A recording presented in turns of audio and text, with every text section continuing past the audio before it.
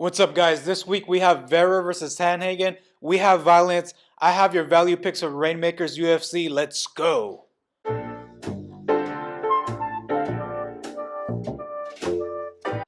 Okay, so taking a look at the numbers here, this is pulled from Stochastic Premium Content. Highly recommend it. We'll start at the top. We have Macy Barber and Holly Holm. I'll group them in the same little category here.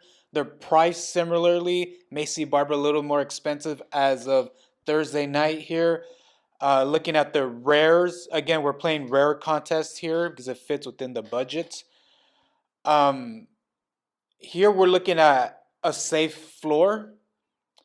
Women's MMA tends to go overlooked, therefore cheaper as far as cards, the price of their cards.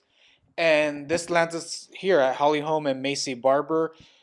The inside distance is at 190 and 200 for their total fight. Their win percentage is good at 69 and 70% win percentage. I do like their win percentage, but again, it is women's MMA, so that's not as reliable.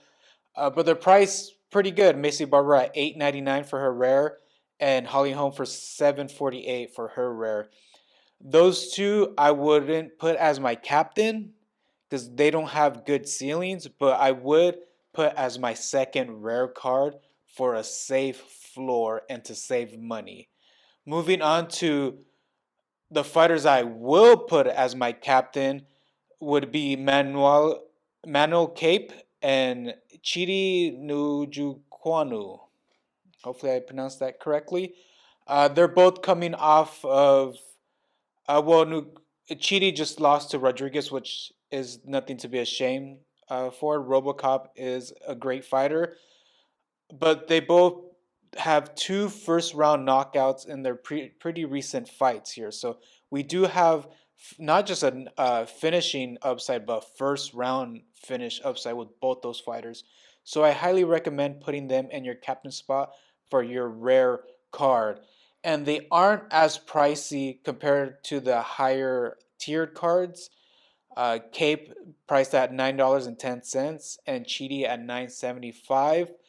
I would play both of them in my lineups. You can get both the rares, use those two as your rare spots if you want to pay up for that. I don't recommend that personally for value sake. I would buy one of the rares and play the other guy's common card. In this case, uh, Cape's card is less than half of Cheaty's card, so I would buy Cheaty's rare and Cape's common card because again, Cheaty is double Cape's common card. If you can compute all that what I just said, I know that was a mouthful. Moving on to the fifth value card we have here is Trevin Giles. He has very low upside. Even in his wins, he scores like 50, 60 points, very low output, but he is priced, it reflects on his price at $3.60. And that's just great pricing for a favorite. Although a very slight favorite, it is the pick'em fight of the night. He's priced at $3.60, which is $2 less than his counterpart Preston Parsons, who's technically an underdog. So it's just great value there. That if you want to go with value, go there. One thing I forgot to mention, rewind a little bit before we go to our last two fighters. Looking at the fight card as a whole, we have 12 fights.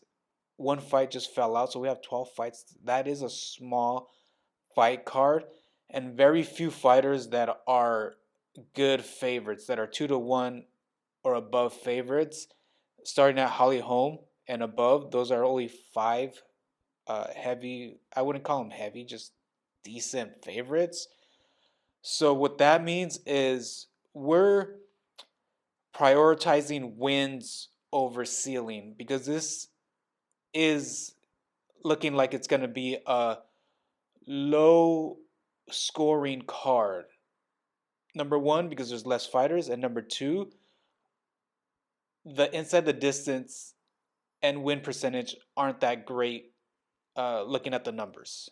So we're looking for wins. We're just looking for wins, with the exception of Cape, Chidi, and Vergara. I believe you do have to play him just based off the fact of his how separate he is from the rest of the group at 66.67% inside the distance percentage. He's just expensive. He's the most expensive rare. No, he's not. He's the second most expensive rare. So I would recommend buying his common card just to save money there. Moving on to the our last two picks here, Marlon Vera. Well, I wouldn't group them together. Marlon Vera, you do save money here. He's priced at $7, and he has a safe floor because this fight is predicted to go all 5 rounds, especially if Sandhagen wins.